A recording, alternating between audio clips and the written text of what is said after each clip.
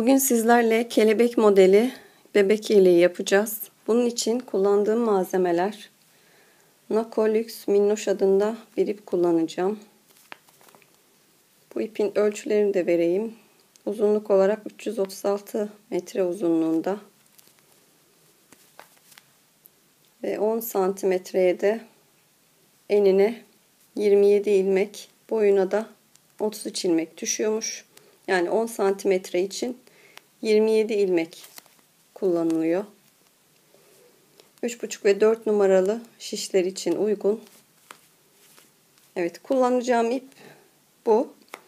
Kullanacağım şiş ise bu şekilde 3,5 numara şiş kullanacağım.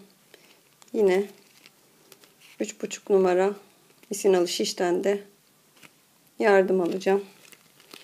Evet, 80 ilmek çekerek örgümüze başlıyoruz. Evet, 80 ilmek çektim. Şimdi önde ve arkada düz örerek 2 sıra haroşa yapacağım.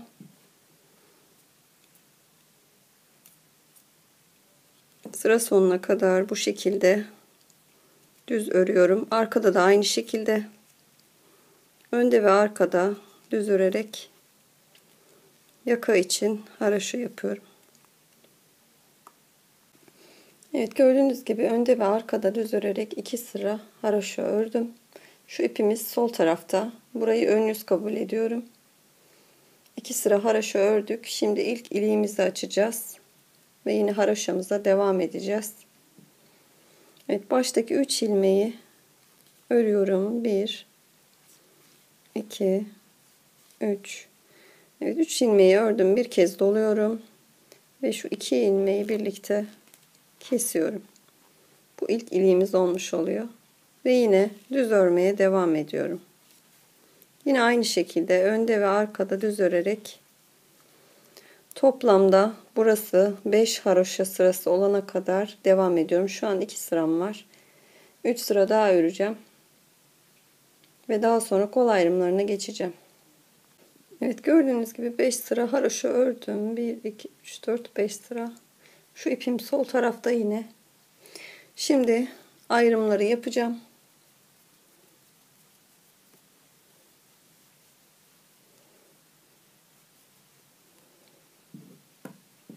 Baştaki 6 haroşa dahil ön bir parça için 17 ilmek öreceğim. İlk başta 1 2 3 4 5 6 7 8 9 10 11 12 13 14 15 16 ve 17. Evet, gördüğünüz gibi 6 haroşa dahil 17 ilmek ördüm. 6 haroşa hariçse 11 ilmek oluyor burası. Şimdi ayrım yerini yapacağım. Bir kez doluyorum. 2 ilmek örüyorum. Ve yine bir kez doluyorum. Yani artırma yerlerimiz bu 2 ilmeğin sağı ve solu olacak. Daha sonra kol için 8 ilmek örüyorum. 1 2 3 4 5 6 7 ve 8. Evet, tekrar ayrım yerini yapıyorum. Bir kez doluyorum. 2 ilmek örüyorum ve yine bir kez doluyorum. Şimdi arkası için 22 ilmek örüyoruz. 1 2 3 4 5 6 7 8 9 10 11 12 13 14 15 16 17 18 19 20 21 ve 22. Evet, arka için 22 ilmek ördüm. Yine ayrım yerini yapıyorum. Bir kez doluyorum. 2 ilmek örüyorum ve yine bir kez doluyorum. Evet, diğer kol için 8 ilmek örüyorum. 1 2 3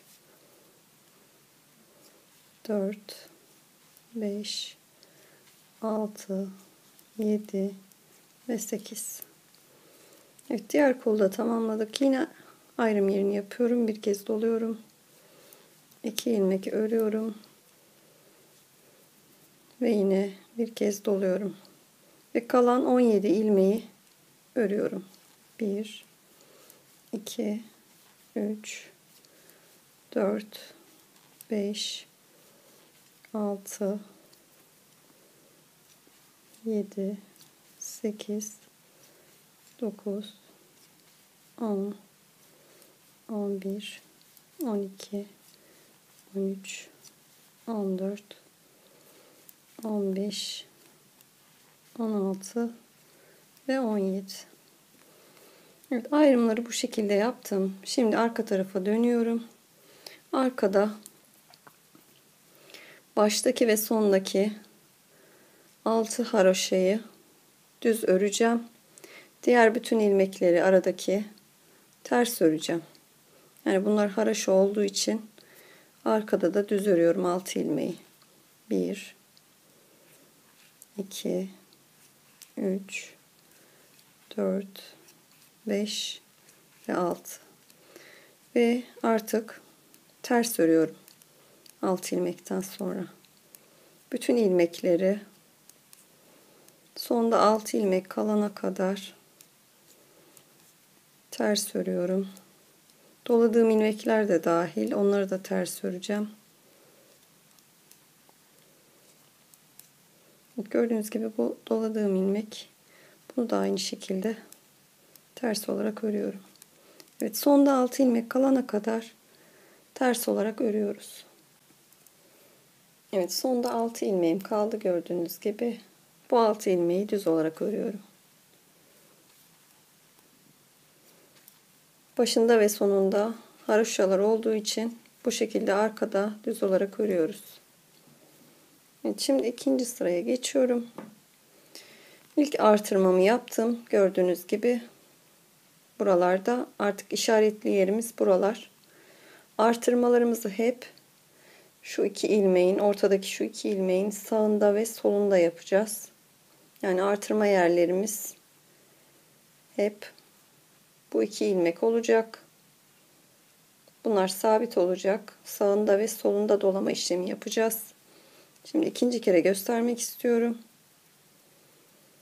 Artırma yerlerine kadar düz olarak örüyorum. Yani dolama yaptığımız yere kadar. Şimdi ikinci artırmamızı yapacağız.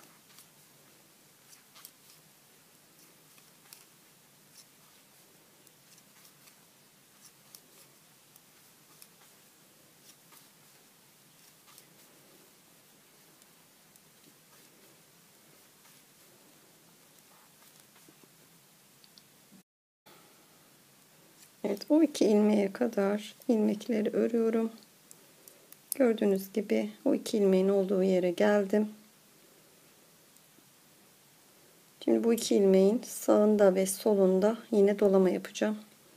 Bir kez doluyorum. Bu iki ilmeği örüyorum ve iki ilmekten sonra tekrar doluyorum. Şimdi düz olarak diğer artırma yerine kadar örüyorum.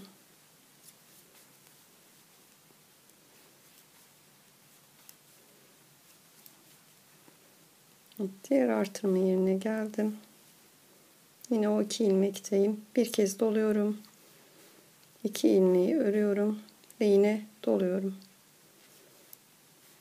Ve bu şekilde sıra sonuna kadar artırma yerlerinde aynı işlemi yapıyorum. Evet, ön yüzü bitirdim. Şimdi yine tersine döneceğim.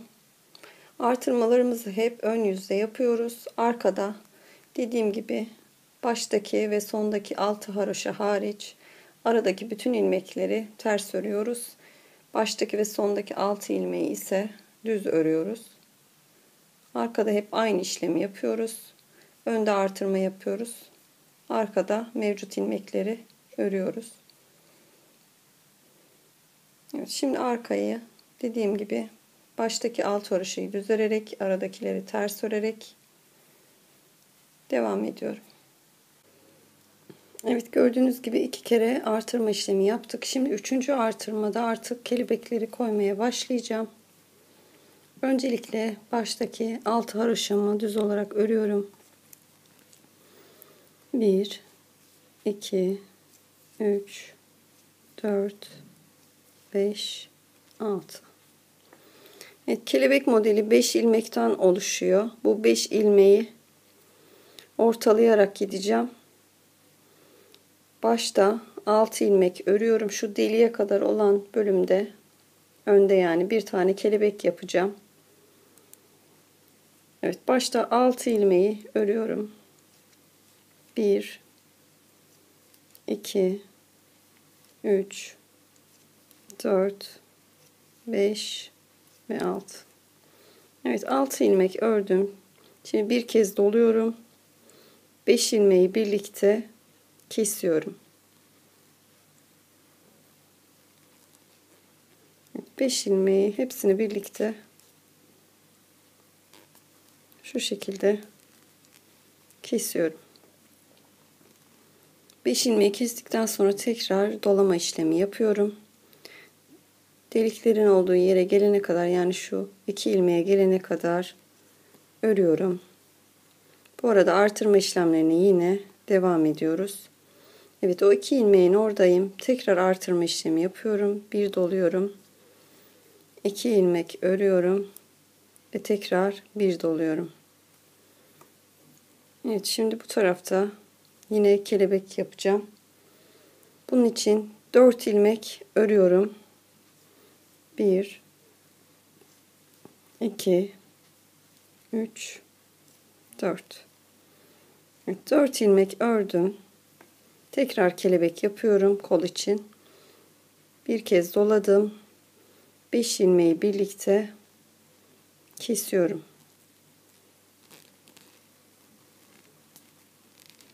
Evet, 5 ilmeği birlikte kestim. Tekrar bir kez doluyorum.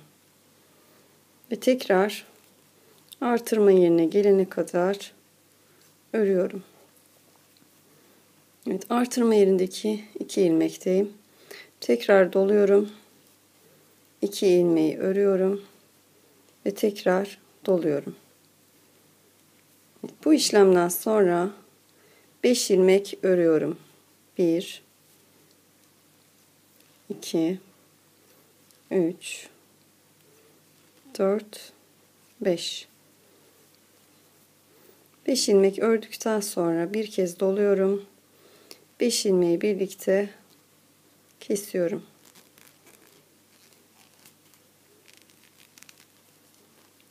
Evet, kestim. Kesme işleminden sonra tekrar doluyorum. 5 ilmek örüyorum. 1 2 3 4 5. Evet, 5 ilmek ördükten sonra tekrar doluyorum ve yine 5 ilmeği kesiyorum.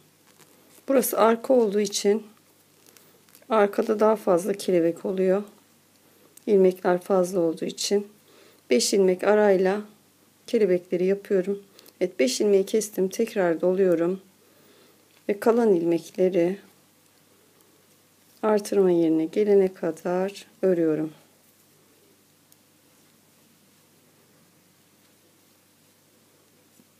Evet, tekrar artırma yerine geldim. Doluyorum.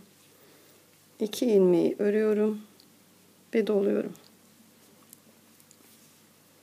Evet, tekrar kol kısmındayım. Bu kez 3 ilmeği örüyorum. 1 2 3. Tekrar doluyorum ve 5 ilmeği birlikte kesiyorum.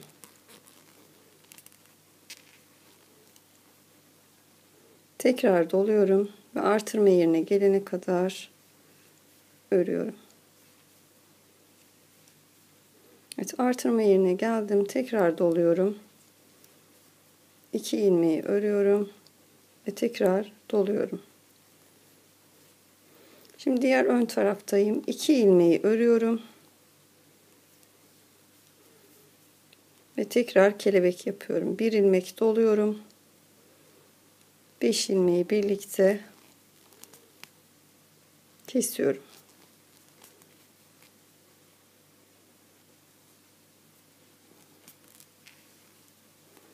Ve tekrar doluyorum. Ve bütün ilmekleri sonuna kadar örüyorum.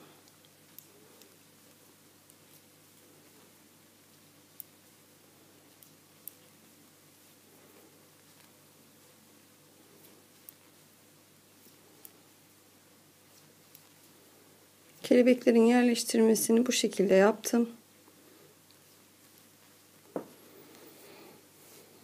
Evet, şimdi arka sıraya geçiyoruz. Arka sırada dediğim gibi baştaki ve sondaki 6 haroşa hariç diğer bütün ilmekleri ters olarak örüyoruz.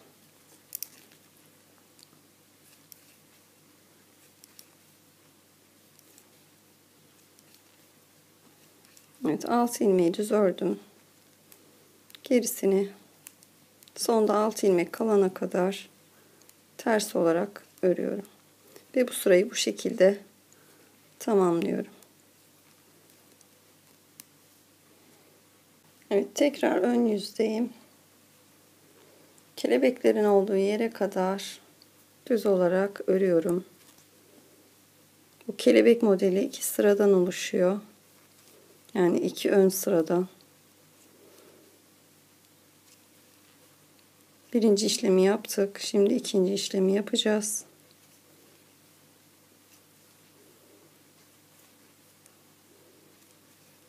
Kelebeğin olduğu ortadaki ilmeğe kadar, yani şu 5 tane topladığımız ilmeğe kadar örüyorum.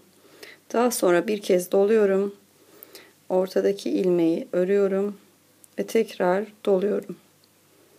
Kelebekte ikinci işlem bu. Ve tekrar artırma yerine gelene kadar ilmekleri örüyorum. Evet, ikili ilmeğin oraya geldik. Tekrar artırma işlemi yapıyorum. 2 ilmeği örüyorum ve tekrar artırma işlemi yapıyorum. Yine kelebeğin olduğu 5 ilmeği topladığımız ilmeğe gelene kadar düz olarak örüyorum.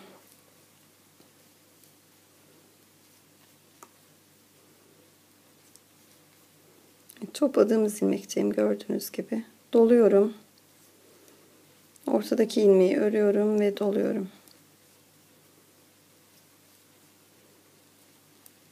Yani o kestiğimiz 5 ilmeği yerine koymuş oluyoruz. Tekrar artırma ilmeklerindeyim. Yine doluyorum. Aradaki ilmekleri örüyorum ve doluyorum.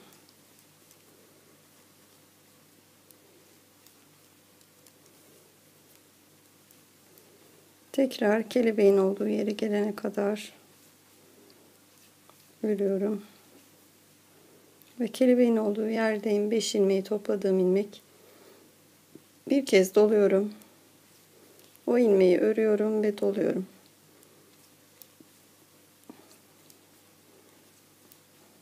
Tekrar diğer kelebeğe gelene kadar ilmekleri örüyorum. Ve yine topladığım ilmekteyim. Doluyorum. O ilmeği örüyorum ve doluyorum. Artırma yerine gelene kadar örüyorum.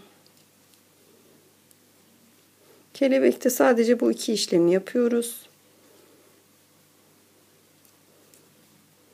Tekrar artırma yerindeyim. İkili ilmekteyim. Doluyorum. 2 ilmeği örüyorum ve doluyorum. Ve kelebeğe gelene kadar örüyorum.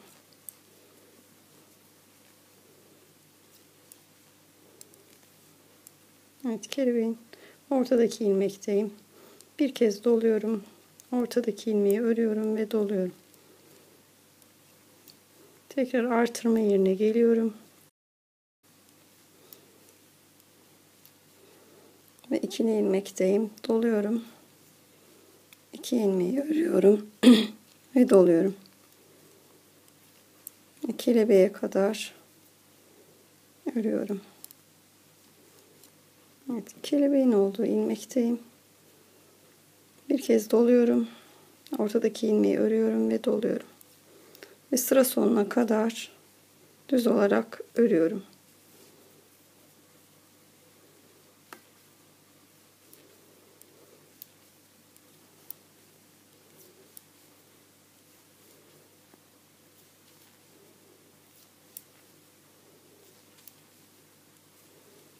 Şimdi arka sıraya geçiyorum. Artık kelebeğimiz oluştu gördüğünüz gibi.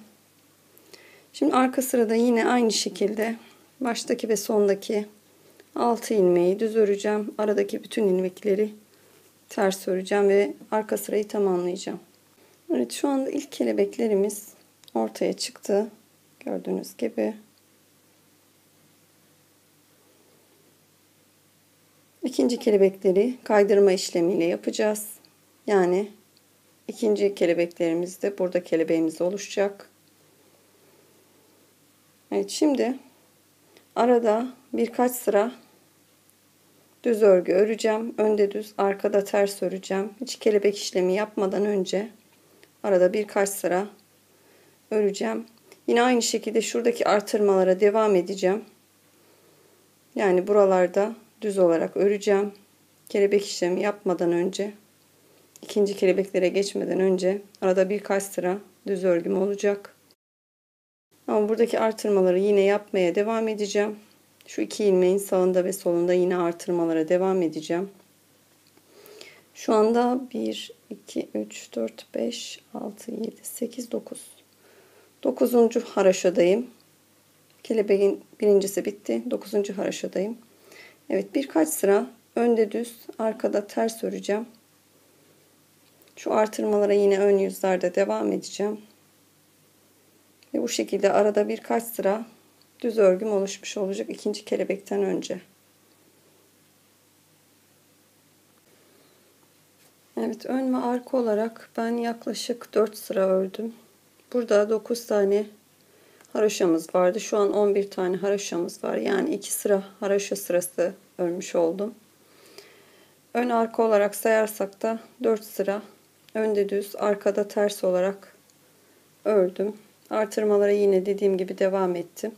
Şimdi ikinci kelebekleri koymaya başlayacağım.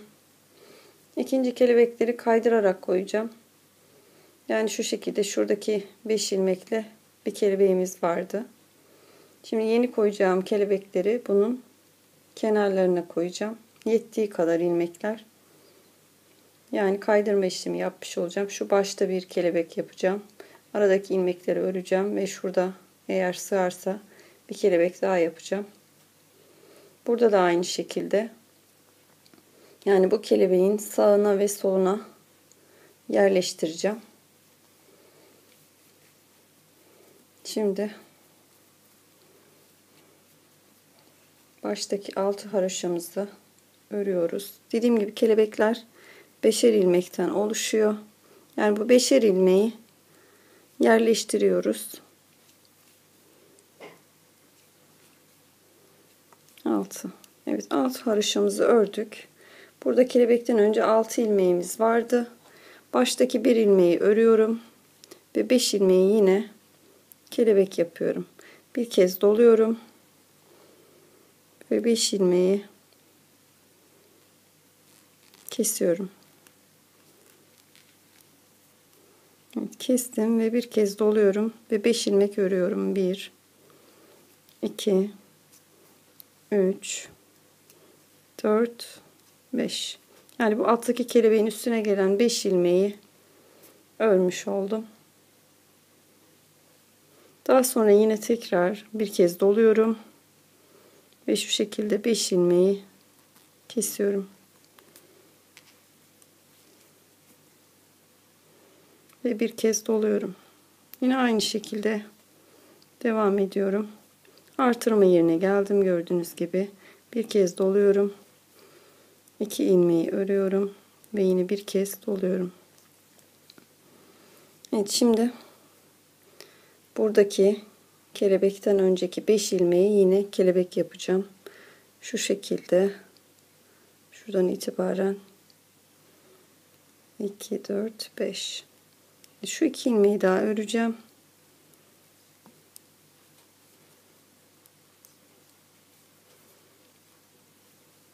Ve yine kelebek yapıyorum. Bir kez doluyorum. Ve şu 5 ilmeği kesiyorum. Ve yine bir kez doluyorum.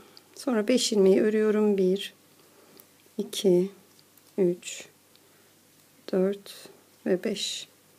Gördüğünüz gibi kelebeğin üstüne gelen ilmekleri örmüş oldum. Sonra yine 5 ilmeği kelebek yapacağım. Bir kez doluyorum. Ve 5 ilmeği kesiyorum. Ve yine bir kez doluyorum. Artırma yerine gelene kadar örüyorum. Evet, artırma yerine geldim. Doluyorum. 2 ilmeği örüyorum ve doluyorum. Evet, şimdi yine aynı şekilde bakıyorum. 1 2 3 4 5. Evet, 3 ilmeği öreceğim.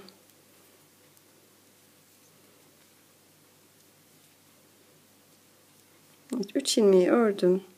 Burada kalan 5 ilmeği yine kelebek yapacağım. Bir kez doluyorum. 5 ilmeği birlikte kesiyorum.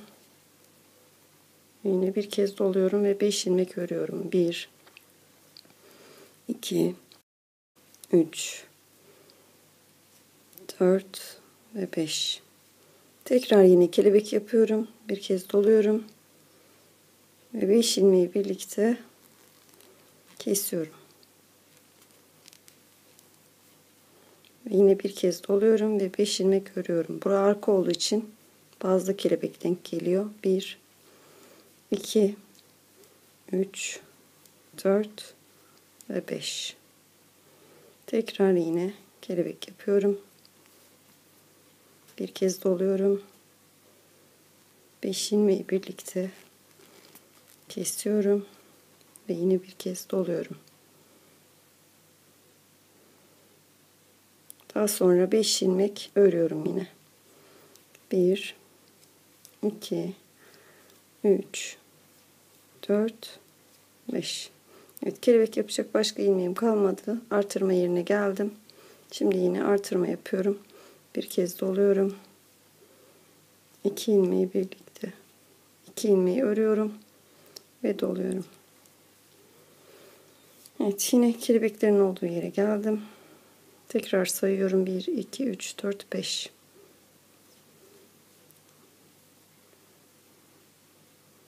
Kelebeğin yanından 5 ilmek saydım.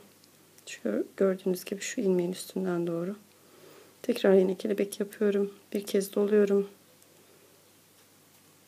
5 ilmeği birlikte kesiyorum ve bir kez doluyorum. 5 ilmek örüyorum. 1 2 3 4 5.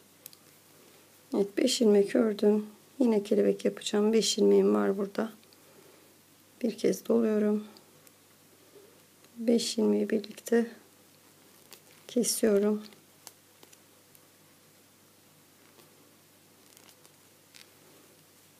Ve yine bir kez doluyorum. Artırma yerine gelene kadar örüyorum. Yine ikili ilmekteyim. Artırıyorum. 2 ilmeği örüyorum ve yine artırıyorum. Evet, tekrar burada bakıyorum. Evet, bir ilmek örüyorum. 2 ilmeği örmüştüm. Bir kez doluyorum. Bir ilmek örüyorum ve yine bir kez dolayıp 5 ilmeği birlikte kesiyorum.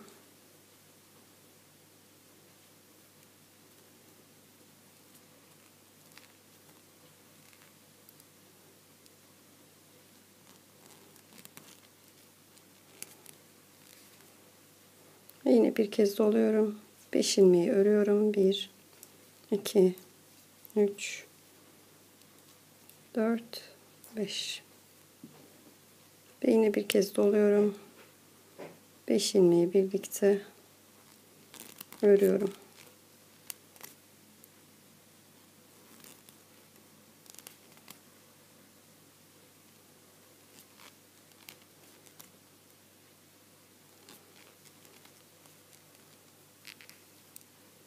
Ve yine bir kez dolayıp sıra sonuna kadar devam ediyorum.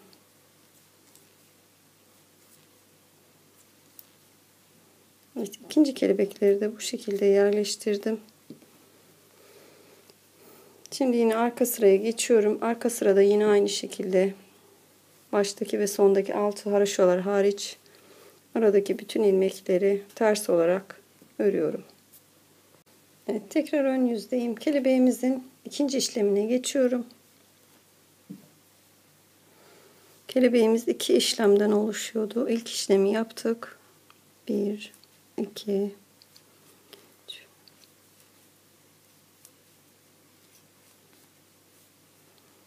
Evet, kelebeğimizin 5 ilmeği topladığımız ilmeğe gelene kadar örüyoruz. Evet, 5 ilmeği topladığımız ortadaki ilmekteyiz. Doluyorum. Ortadaki ilmeği örüyorum ve doluyorum. Kelebekte ikinci işlem. Bunu yapıyoruz. İlk işlemde 5 ilmeği topluyoruz. Evet, yine ortadaki ilmekteyim. Bir kez doluyorum. Ortadaki ilmeği örüyorum ve tekrar doluyorum.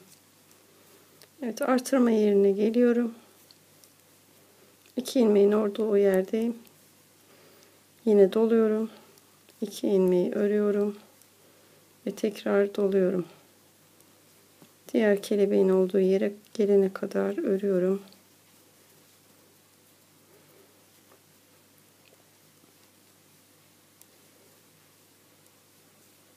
Evet, yine kelebeğin üstündeyim. Doluyorum. Ortadaki ilmeği örüyorum ve doluyorum. Diğer kelebeğe kadar yine düz olarak örmeye devam ediyorum.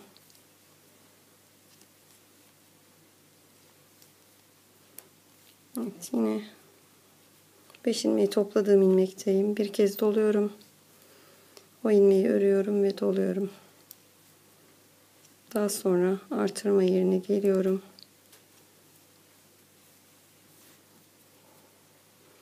İki ilmeğin olduğu yerdeyim yine. Artırıyorum. 2 ilmeği örüyorum ve artırıyorum.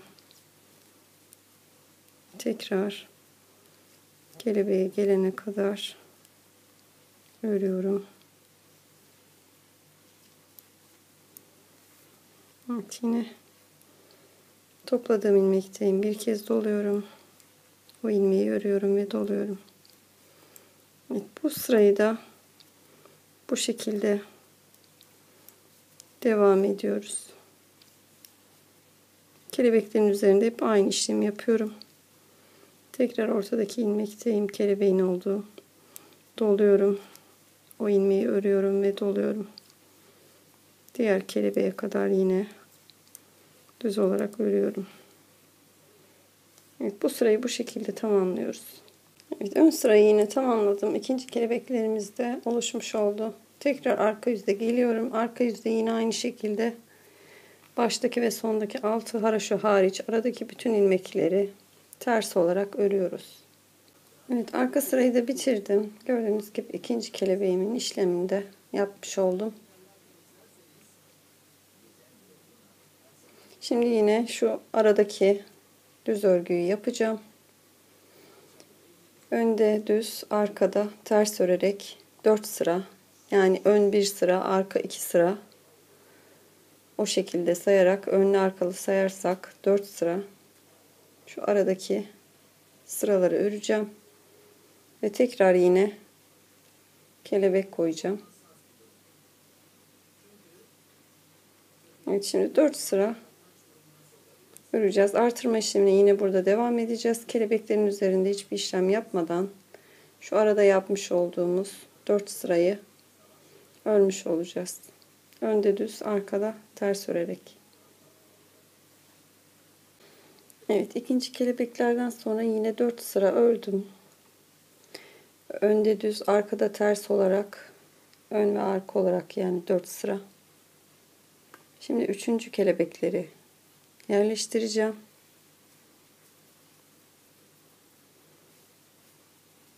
Evet, üçüncü kelebeği yerleştirmeden önce ikinci iliğimi açıyorum. Şöyle ilk ilikten sonra 1, 2, 3, 4, 5, 6, 7, 8, 9, 10, 11, 12, 13. Yaklaşık 13 sıra sonra ikinci iliğimi açıyorum. 1, 2, 3 ilmek ördüm. Bir kez doladım. Ve 2 ilmeği birlikte kesiyorum. Ve ikinci iliğimiz bu şekilde oluşmuş oluyor. Şimdi üçüncü kelebeği ortaya denk getireceğim. Baştan 6 ilmek öreceğim. Önce şu haroşalarımı ördüm. Haroşalardan sonra 6 ilmek sayıyorum. 1, 2, 3, 4, 5 ve 6. 6 ilmek saydıktan sonra bir kez doluyorum. 5 ilmeği birlikte kesiyorum ve bir kez doluyorum. Evet, ayrım yerine kadar düz olarak örüyorum.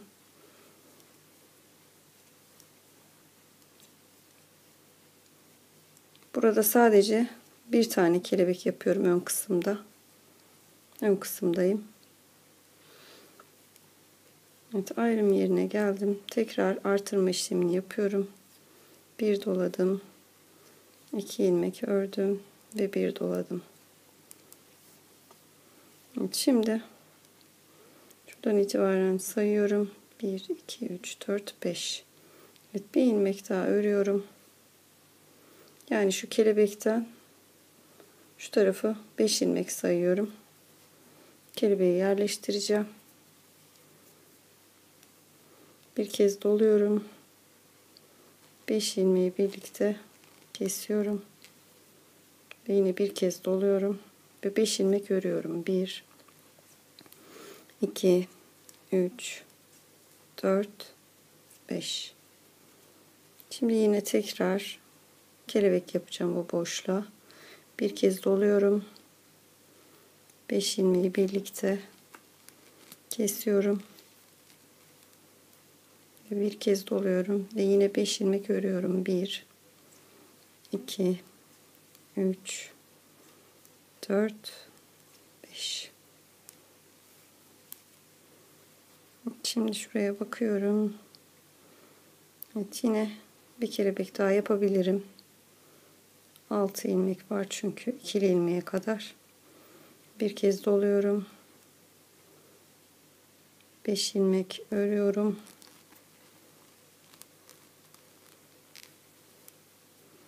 Ve yine bir kez doluyorum.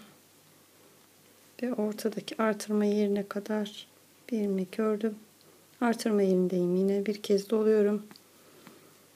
2 ilmek örüyorum ve yine bir kez doluyorum.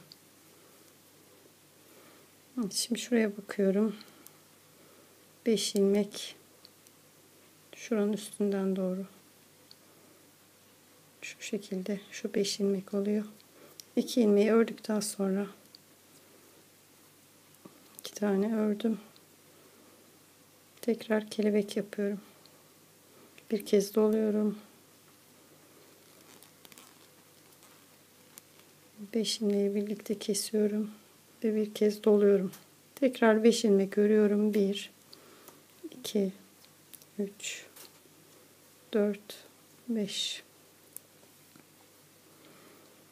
ve yine kelebek yapıyorum. Bir kez doluyorum.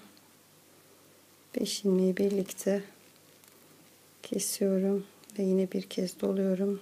5 ilmek örüyorum. 1 2 3 4 5 tekrar kelebek yapıyorum. Bir kez doluyorum. 5 ilmeği birlikte kesiyorum ve bir kez doluyorum. Tekrar 5 ilmek örüyorum. 1 2 3 4 5 tekrar kelebek yapıyorum. İlmeklerim var. Bir kez doluyorum. 5 ilmeği birlikte kesiyorum ve bir kez doluyorum ve ayrım yerine kadar örüyorum.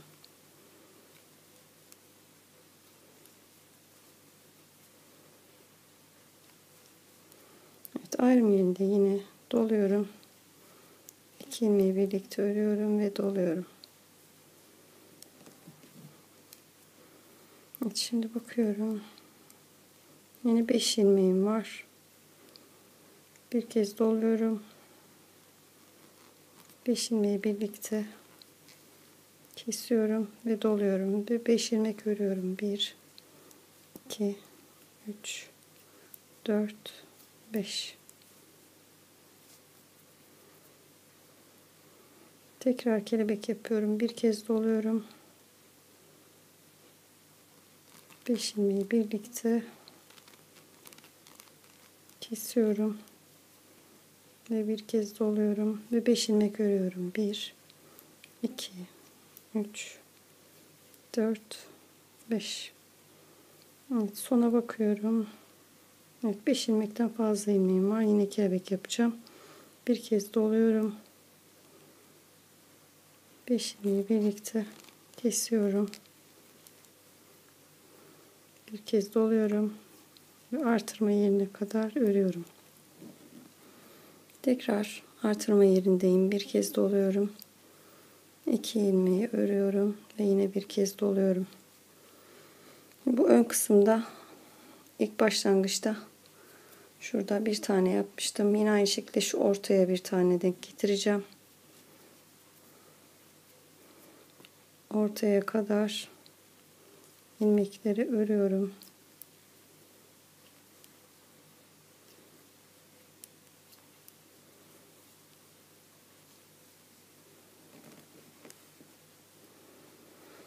Yani şu şekilde sayacağım.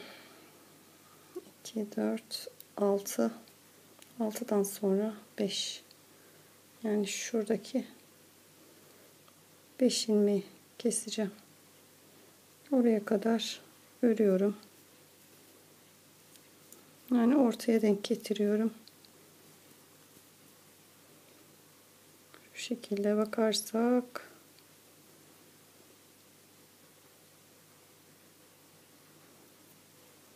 iki ilmek daha öreceğim. Şimdi tam ortaya denk geldi. Yine kelebek yapıyorum. Bir kez doluyorum. 5 ilmeği birlikte kesiyorum ve doluyorum.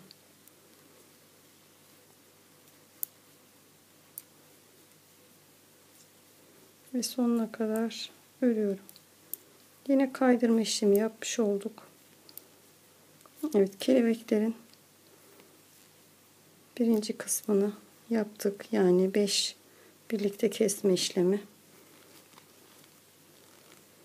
Evet, şimdi arka tarafa dönüyoruz. Arka tarafta yine aynı şekilde baştaki ve sondaki 6 haroşa hariç aradaki bütün ilmekleri ters örüyoruz.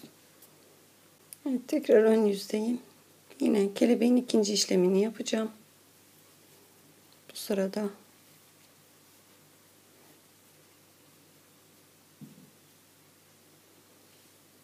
Ve kelebeğin olduğu yere kadar düz olarak örüyorum.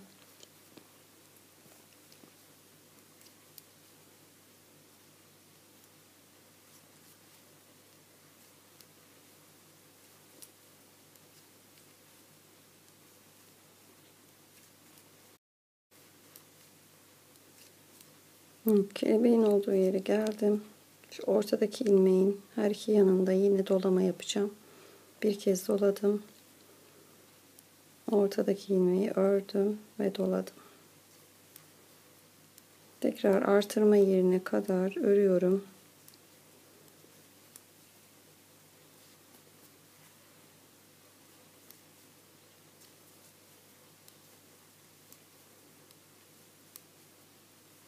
Yine kelebeklerde bu aynı işlemi yapacağız. Evet, artırma yerindeyim. Bir kez doladım. 2 ilmeği ördüm ve doladım. Tekrar kelebeğin üzerine gelene kadar örüyorum. Evet, kelebeğin ortasındaki ilmekteyim. Bir kez doluyorum. Ortadaki ilmeği örüyorum ve doluyorum. Tekrar diğer kelebeğe gelene kadar düz örüyorum. Evet, bu sırada yine bu kelebeğin ikinci işlemini yapıyoruz.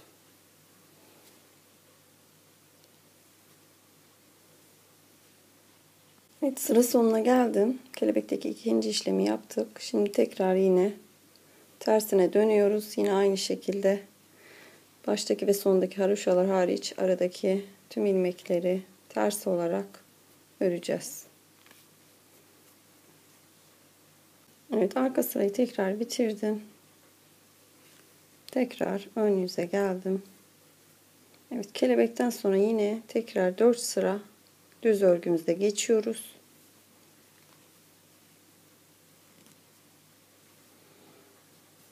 Son hali bu yeleğimizin.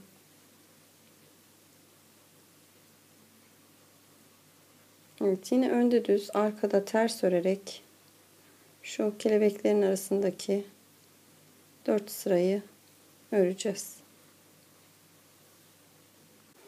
Evet, yine 4 sıra ördüm. Gördüğünüz gibi. Tekrar yine kelebekleri koymaya başlayacağım.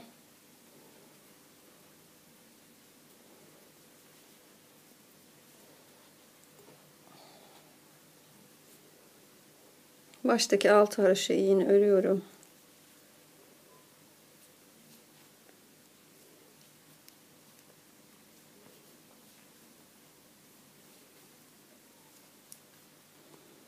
Alt haroşayı ördüm.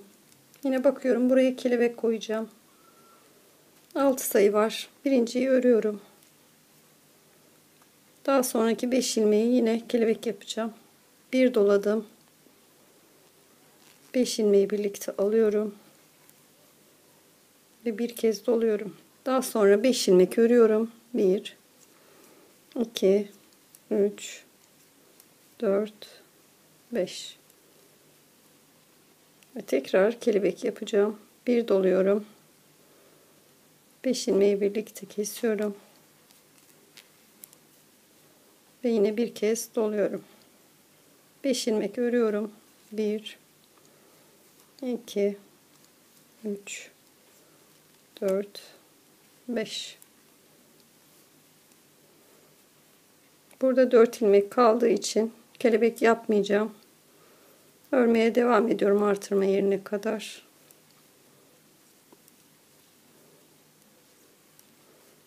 Artırma yerindeyim. Tekrar artırma yapıyorum. Doladım. 2 ilmeği örüyorum ve doladım. Şimdi burada bakıyorum.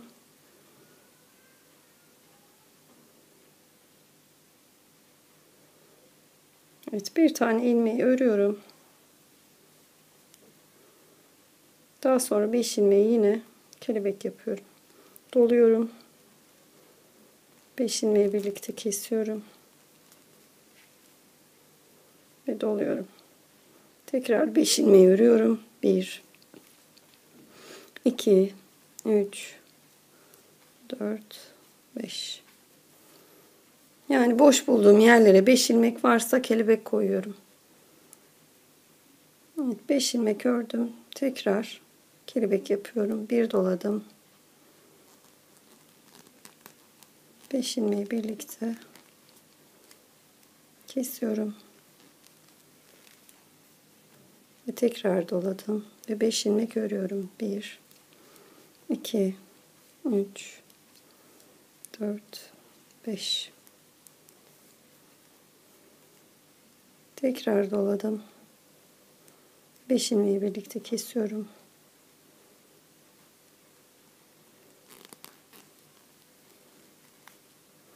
Bu sırayı bu şekilde tamamlıyoruz. Tekrar 5 ilmek örüyorum. 1, 2, 3, 4, 5. Daha sonra bakıyorum kaç ilmek olduğunu. Evet, 5 ilmek olduğu için burada kelebek yapmıyorum. Çünkü etrafında dolamalar var. O yüzden düz olarak devam ediyorum.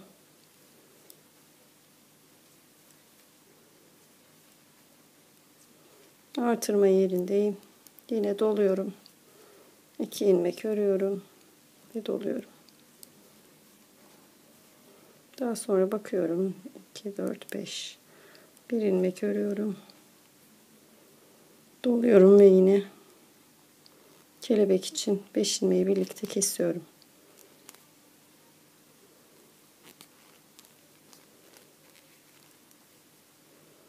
Tekrar doluyorum. 5 ilmek örüyorum. 1, 2, 3, 4, 5.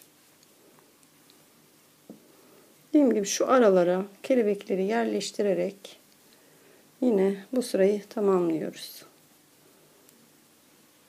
Ön yüzü bitirdim. Tekrar arka yüze geçiyorum. Arka yüzde yine aynı şekilde baştaki ve sondaki alt haroşalar hariç diğer bütün ilmekleri ters örüyoruz.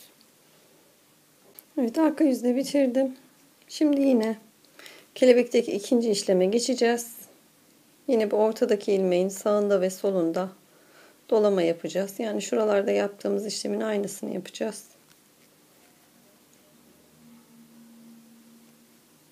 Artırma işlemini de tekrar yine devam ediyoruz. Tekrar yine ikinci işlemi yaptıktan sonra yine şu şekilde 4 sıra düz örgü öreceğiz ve diğer kelebeğe geçeceğiz. Evet, kelebekten sonra yine 4 sıra düz örgü ördüm ve yine kelebeklerin yapımına geldim. 1, 2, 3, 4, 5. kelebek sırası olacak. Yine aynı şekilde kelebekleri bu aralara yerleştireceğim. Bulduğum boşluk yerlere. Bu arada şu deliklerimde 18 oldu artırmalar. 20 olduktan sonra artık artırma işlemi yapmayacağım. 20 olduktan sonra yani artırma işlemi yapmayıp kol uçlarına haroşa öreceğim. Evet, şimdi diğer kelebekleri yine aynı şekilde başta 6 ilmek öreceğim. Daha sonraki 5 ilmeği kelebek yapacağım. Sonra yine 5 ilmek öreceğim. 5 ilmeği kelebek yapacağım. Bu şekilde yine aralara serpiştireceğim. Evet, kelebeğin ikinci işlemini de yaptım. Şimdi şuradan göstermek istiyorum. Artırmalarımız 20 tane oldu. Yani şu delikleri saydığımız zaman boydan boya 20 tane oldu. Artık kol uçlarına haroşa yapacağım. Daha sonra da kol kesimlerine başlayacağım. Ön ve arka yine aynı şekilde devam edecek. Ayrımları şu şekilde yapacağım. Burada gördüğünüz gibi 2 ilmeğimiz vardı. Bunun bir ilmeğine kadar, yani bir ilmeği ön tarafa dahil edeceğim. Diğer bir ilmeği kola dahil edeceğim. Yani şuradan ayırmış olacağım kol kısmını. Evet, oraya kadar. Burada zaten kelebeğimizi yaptığımız için 4 sıra düz örecektik. Artık düz örmeye geçiyorum. Şimdi kolların ayrım yerlerine haroşa yapacağım. O artırma yerine gelene kadar düz olarak örüyorum. Artık artırma yapmayacağım. 20 tane artırma yaptık. Artık mevcut ilmeklerle devam edeceğim.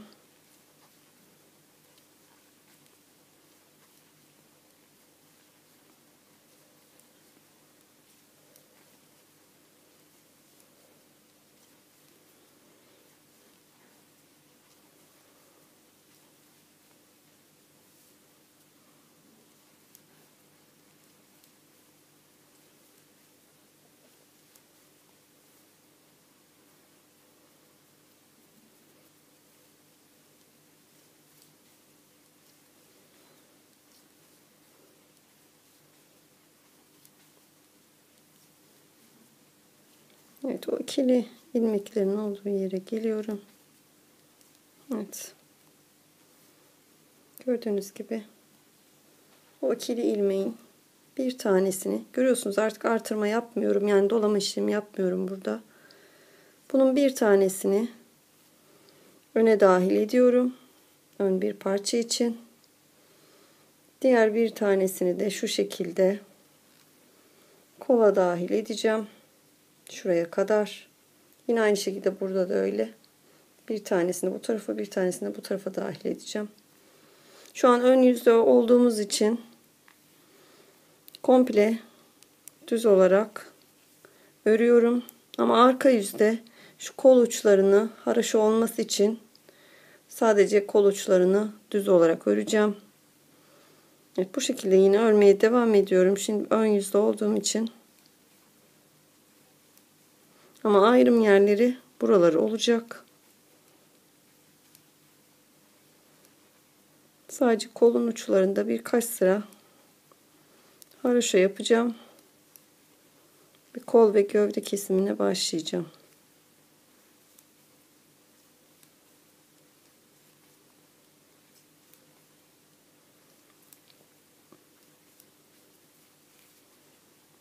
Ayrım yerlerim her zaman o iki ilmeğin bir tanesini sağ tarafa, bir tanesini de sol tarafa dahil edeceğim. Artık artırma yapmıyorum. Gördüğünüz gibi bütün ilmekleri şu an düz olarak örüyorum bu sırada. Komple baştan sona kadar düz örüyorum. Evet, ön sırayı bitirdim. Şimdi arkaya döneceğiz ve dediğim gibi şu kol kesimlerinin uçlarını arkada düz olarak öreceğiz ki önde haraşo görünsün. Şimdi arkada baştaki 6 ilmeği öncelikle düz olarak örüyorum haraşo olduğu için. 1 2 3 4 5 6. Evet, şimdi şurada bu koldaki şu ayrım yerinin ikili ilmekleri gördüğünüz gibi şunun bir tanesini bu ön tarafa dahil edeceğim. Yani ters olarak öreceğim. Diğerini ise kola dahil edeceğim. Diğer artırma yerine kadar. O yüzden arkada düz olarak öreceğim. Şimdi ayrım yerine kadar ters örüyorum. Bu ön bir parçasının arkası oluyor. Çünkü ön ve arkada yine kelebek işlemlerimiz devam edecek.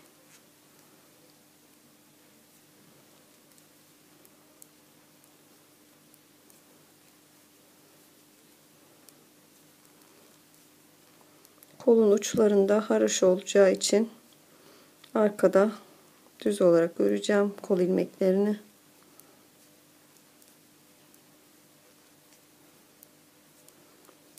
O ikili ilmeklerin olduğu yeri gelene kadar ters örüyorum şu an.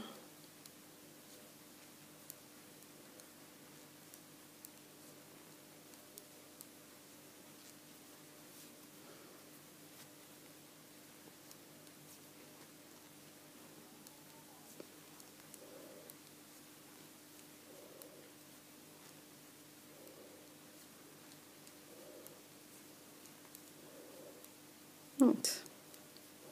Gördüğünüz gibi o ikili ilmeklerdeyim. Şu an ters olduğu için ters görünüyor. Onun bir tanesini yine ters örüyorum. Yani ön bir parçaya dahil ediyorum.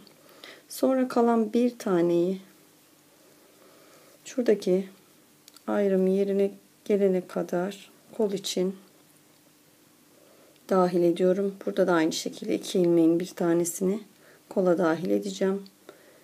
Buradan buradaki bir ilmeğe gelene kadar şu an kolu düz örüyorum. Buraya kadar ters örmüştüm. Artık buradan itibaren oraya kadar düz örüyorum ki önde haraşo görünsün. Kol uçları. Evet, o ayrım yerine gelene kadar düz örüyoruz bu şekilde. Evet, diğer ayrım yerine geldim. Şimdi yine o 2 ilmekten bir tanesini düz olarak örüyorum. Evet, burası kol ilmekleri oluyor. Düz ördüğüm yerler. Şu an o 2 ilmekten bir tanesini de diğer ayrım yerine gelene kadar arka için öreceğim. Ters örüyorum şimdi. Sadece kol uçlarında haraşo öreceğiz. Gerisi ters örüyoruz. Şu an arka ilmeklerindeyim. Ters örüyorum. Yani bu şekilde kol yerlerini de belirlemiş oluyorum. Diğer ayrım yerine gelene kadar ters örüyoruz.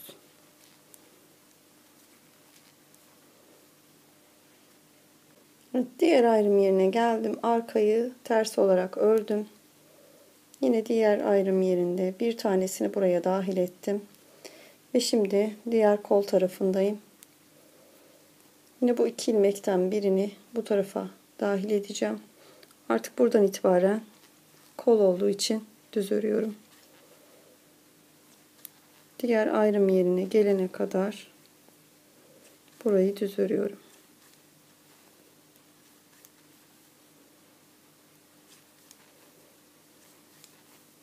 Yani burası kolların ucu. Evet, diğer ayrım yerine gelene kadar düz olarak öreceğim.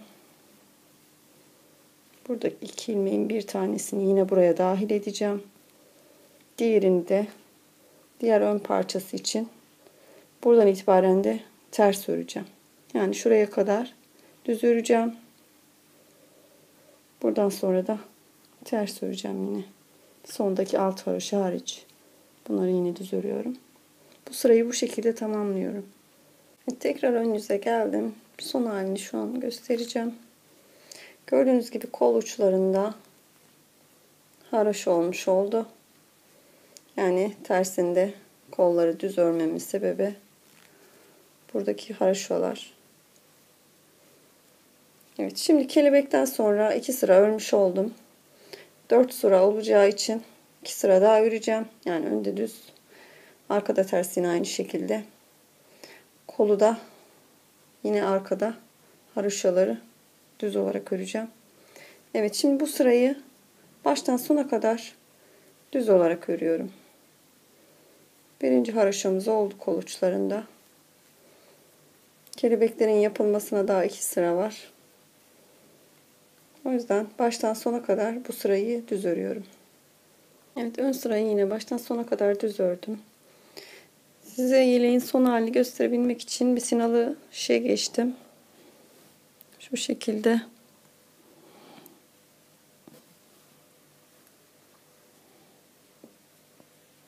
Gördüğünüz gibi burası ön, burası kol, şurası arka ve diğer ön taraf. Kol uçlarını haroşa örüyoruz. Birkaç sıra haroşa öreceğiz ve daha sonra kolu keseceğiz. Katladığımız zaman bu şekilde görünecek. Bunu dilerseniz uzun kollu da yapabilirsiniz. Uzun kollu yapmak için buradan itibaren ilmekleri bekletip, yani şu aradaki ilmekleri herhangi bir ipe dolayabilirsiniz bekletmek için. Daha sonra gövdeyi ördükten sonra kolu aynı şekilde yine bu kelebekleri yaparak devam edebilirsiniz.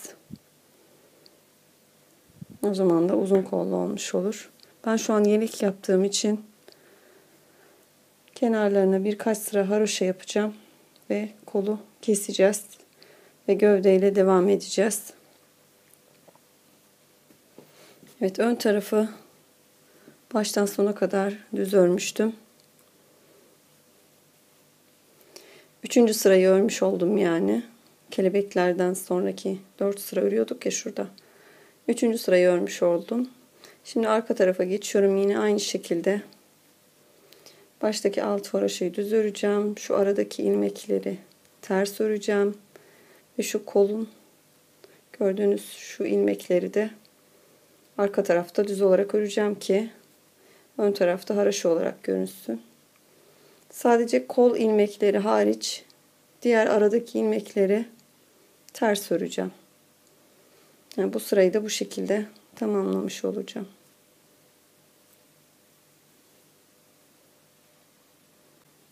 Evet, 4 sıra oldu. Gördüğünüz gibi kelebeklerin arasında 4 sıra. Artık diğer kelebekleri yapmaya başlayacağım. Yine. Ama kollarda artık kelebek yapmıyorum. Sadece haroşa yapacağım. O yüzden burayı kol ilmeklerini önde düz, arkada yine düz olarak öreceğim.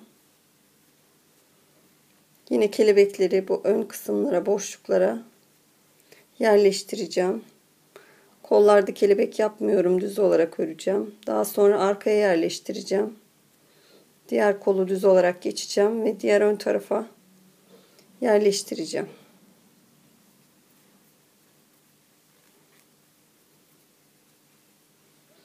Kollarda yaklaşık 4 sıra haroşa olduktan sonra kolları keseceğim. Şu an 2 sıra var gördüğünüz gibi. 2 sıra daha haroşa yapacağım. Ondan sonra kolları keseceğim artık.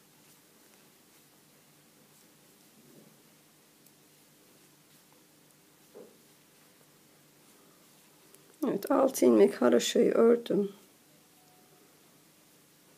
Daha sonra şurada 6 ilmeğim kaldı. Bir tanesini örüyorum. Ve 5 ilmeği yine kelebek yapıyorum. Bir kez doluyorum.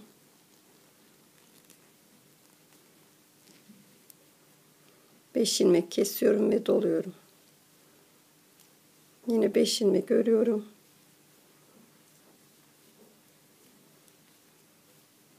Evet, yine bu şekilde kelebekleri yerleştiriyoruz. Evet, kelebeğin birinci işlemini yaptım. Daha sonra da tersten ördüm. Tersten dediğim gibi şu kol ilmeklerini düz olarak ördüm. Diğer yerleri ters olarak ördüm.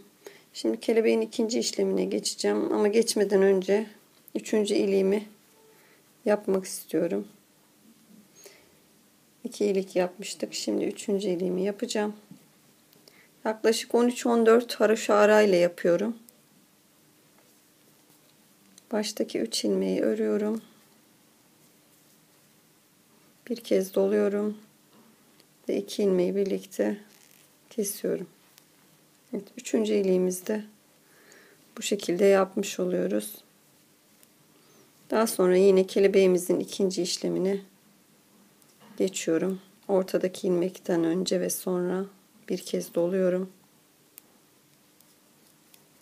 Ve devam ediyorum. Artık artırma işlemlerimiz yok. Sadece kelebeklerde dolama işlemi yapıyoruz. Kol gördüğünüz gibi 3 sıra haroşa oldu. Şimdi bir sıra daha olacak. Bu ön yüzü bitireceğim ve tersini bitirdikten sonra burası 4 haroşa olacak. Ve daha sonra kolları keseceğim. Şimdi burada kelebeğin ikinci işlemini yapacağım. Ve tersten geri döneceğim. Ve kol kesimini yapacağız. Evet, kelebeğin ikinci işlemini de bitirdim. Gördüğünüz gibi kol uçlarında 4 sıra haroşa oldu. Artık kolları kesmeye başlayacağım. Kelebekten sonra zaten 4 sıra düz örgü örüyorduk. Artık düz örgü öreceğim. Kelebek yapmıyorum. Şimdi koldaki haroşalara gelene kadar, yani şuraya kadar düz olarak örüyorum. Evet, koldaki haroşa kısmına geldim. Gördüğünüz gibi haroşaya kadar düz olarak ördüm. Şimdi koldaki haroşa kısımlarını artık keseceğim. Baştaki 1 2 ilmeği örüyorum ve üstünden atlatıyorum ilmeği.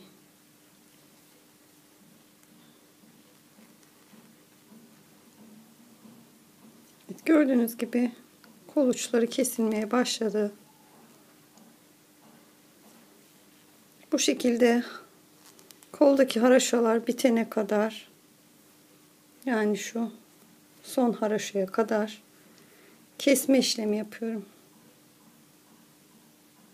Evet, gördüğünüz gibi koldaki haraşo olan kısımları sonuna kadar kestim. Yani kolumuz bu şekilde kesilmiş oldu. Şimdi arka kısım için düz örmeye devam ediyorum. Diğer kola gelene kadar bu şekilde arkayı düz örüyorum. Koldaki diğer haroşalara gelene kadar bu şekilde düz gidiyorum. Evet, diğer koldaki haroşaların olduğu yere geldim. Yine aynı şekilde baştaki 2 ilmeği örüyorum ve üstünden geçiriyorum. Yine bu koldaki haroşaları bu şekilde kesiyorum.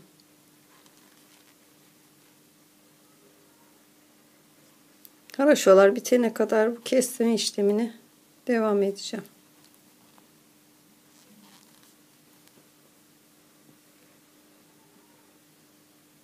Evet, diğer kolu da kestim. Gördüğünüz gibi haroşalar bitene kadar devam ettim. Şimdi kalan diğer ön parçayı sonuna kadar düz olarak öreceğim.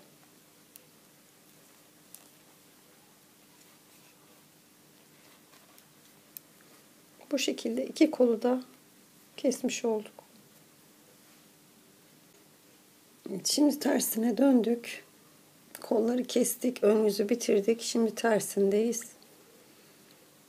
Baştaki haroşalar hariç ters olarak öreceğim. 1 2 3 4 5 6. Evet, şimdi koltuk altına gelene kadar ters olarak örüyorum ön tarafı. Gördüğünüz gibi şuraya gelene kadar ters örüyorum. Evet, koltuk altına geldim. Gördüğünüz gibi kol kestiğim yerdeyim. Burada koltuk altında 4 ilmek artırma yapıyorum. 1 2 3 ve 4. Evet, burada gördüğünüz gibi koltuğun altında 4 ilmek artırma yaptım. Sonra diğer tarafı yine devam ediyorum ters olarak örmeye. Diğer kolun olduğu yere gelene kadar yine ters olarak örüyorum.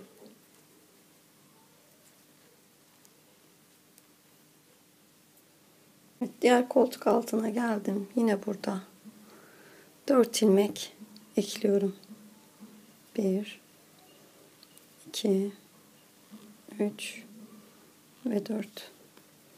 Tekrar yine diğer taraftan devam ediyorum. Ve bu şekilde sırayı tamamlıyorum. Evet, tekrar ön yüzdeyim.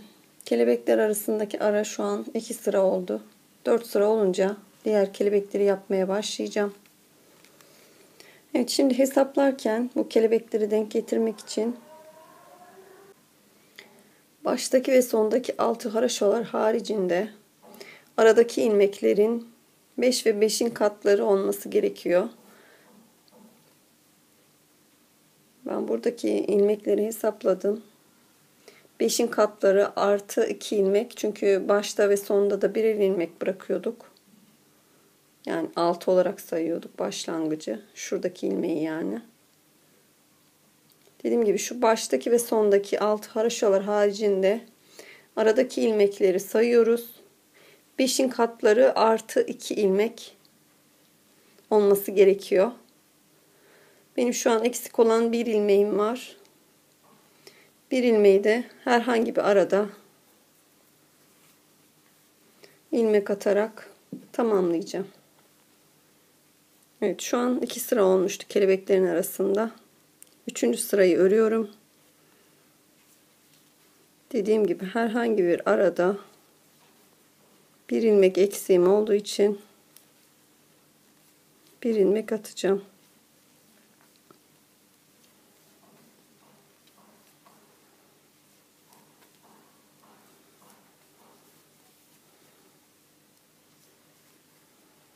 Düz olarak örmeye devam ediyorum.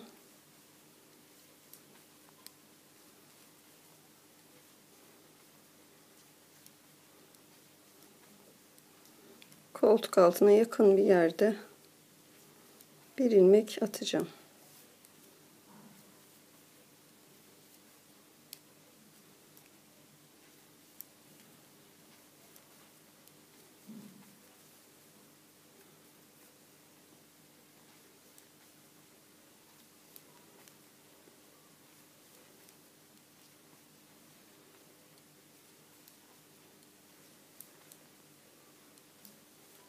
Evet, hemen şurada herhangi bir yerde de atabilirsiniz. Şu şekilde araya bir ilmek atıyorum ve sayıyı eşitliyorum. Evet, koltuk altındaki ilmekleri bu şekilde düz olarak örüyoruz yine. Normal ilmekler gibi.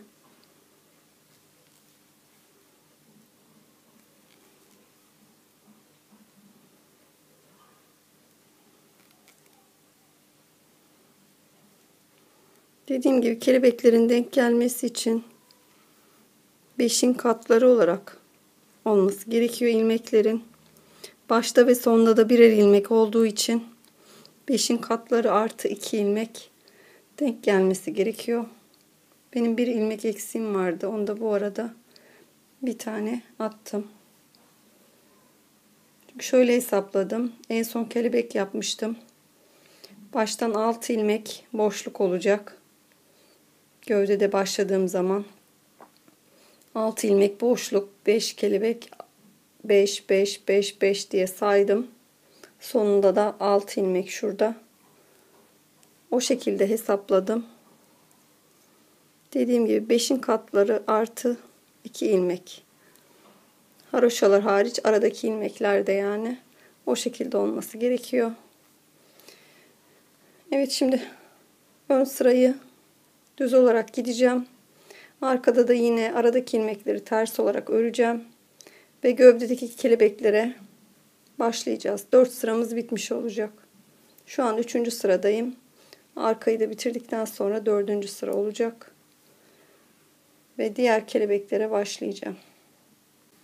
Evet, 4. sırayı tamamladım. Artık yine kelebeklerin yapımına geçiyorum. Alt haroşayı ördükten sonra 6 ilmek öreceğim ve 5 ilmeği kelebek yapacağım. Yine aralara kelebekleri yerleştireceğim. Bu şekilde sıra sonuna kadar kelebekleri yerleştireceğim.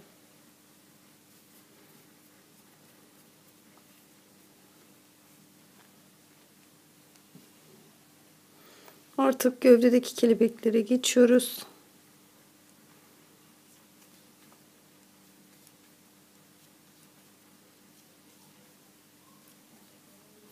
Evet, alt haroşayı ördüm.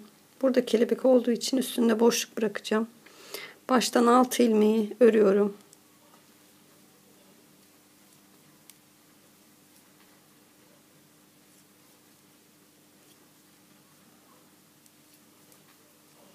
Evet, 6 ilmeği ördüm. Şimdi kelebek yapımına geçiyorum. Bir doladım. 5 ilmeği birlikte kestim. Ve bir doladım ve 5 örüyorum.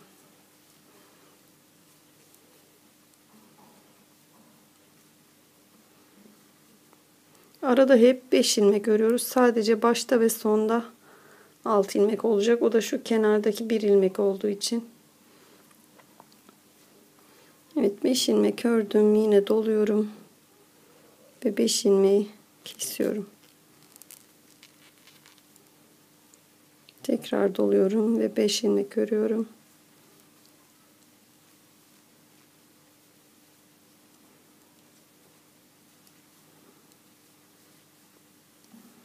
Evet, bu şekilde kelebeklerimizi yerleştiriyoruz. Kelebeklerimiz bittikten sonra yine aynı şekilde 4 sıra şu boşluğu yapıyoruz.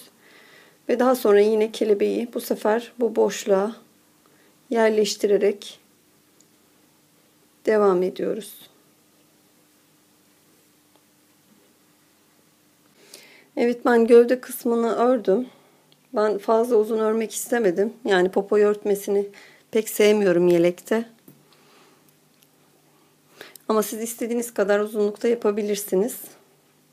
Şu an koltuk altından itibaren saydığımız zaman 1, 2, 3, 4, 5, 6, 7, 8. 8 kelebek sırası yapmışım. Yani şu şekilde koltuk altından itibaren sayarsanız 8 tane kelebek sırası örmüşüm. 8. kelebekten sonra bir sıra düz, arka tarafta da ters olarak sadece 2 sıra ördüm. Yani şurada 4 sıra örüyorduk ya. Burada sadece 2 sıra ördüm. Ve şimdi kenarları için şu şekilde haroşa yapacağım 4-5 sıra ve yeleğimizi bitireceğim. Dediğim gibi siz uzunluğu dilediğiniz kadar yapabilirsiniz. Ben dediğim gibi fazla uzun yapmak istemedim yeleklerde. Zaten şimdi 4-5 sırada haroşa öreceğiz. Biraz daha uzayacak. Yaklaşık yani toplam uzunluğu buradan itibaren 25 santimetre falan olmuş olacak. Evet, şimdi önde ve arkada düz örerek şu şekilde 4-5 sıra haroşa yapıyoruz kenarlarını. 8 kelebekten sonra 2 sıra ördüm. Şimdi 4-5 sıra haroşa öreceğim. Dediğim gibi önde ve arkada düz örerek haroşa yapacağım. Evet, gördüğünüz gibi 5 sıra haroşa ördüm. 1, 2, 3, 4, 5 sıra. Şimdi artık yeleğimizi keseceğim. Bütün ilmeklerimizi kesiyoruz artık.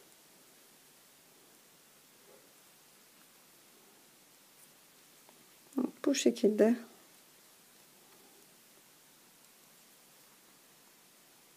kesme işlemi yapıyorum.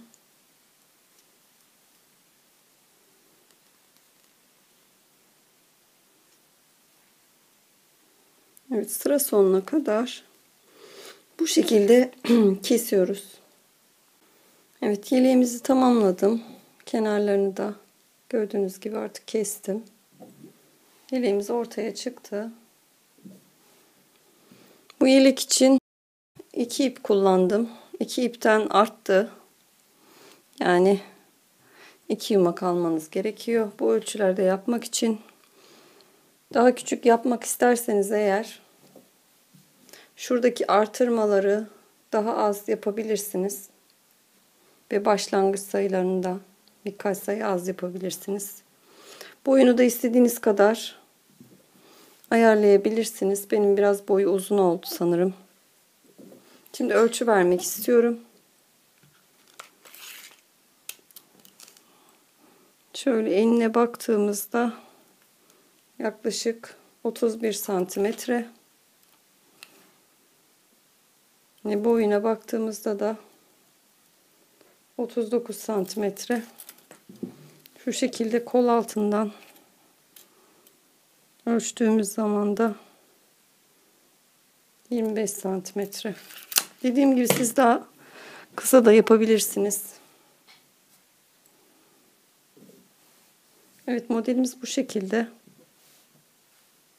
Dediğim gibi bunun için 2 tane ip kullandım. Ama daha küçük yapmak isterseniz bir yumak da yeterli olur. Evet, genişlik olarak 2-4 yaş arası giyilebilir. Boyunu biraz kısalttığınız zaman da yine dediğim gibi 2-4 yaş arası olabilir. Bu şekilde de 4 yaş için uygundur. Evet, bu ölçüler 2-4 yaş arası için tahminimce. Evet, çekeceğim diğer videolardan haberdar olmak için abone olmayı unutmayın. İzlediğiniz için teşekkür ediyorum.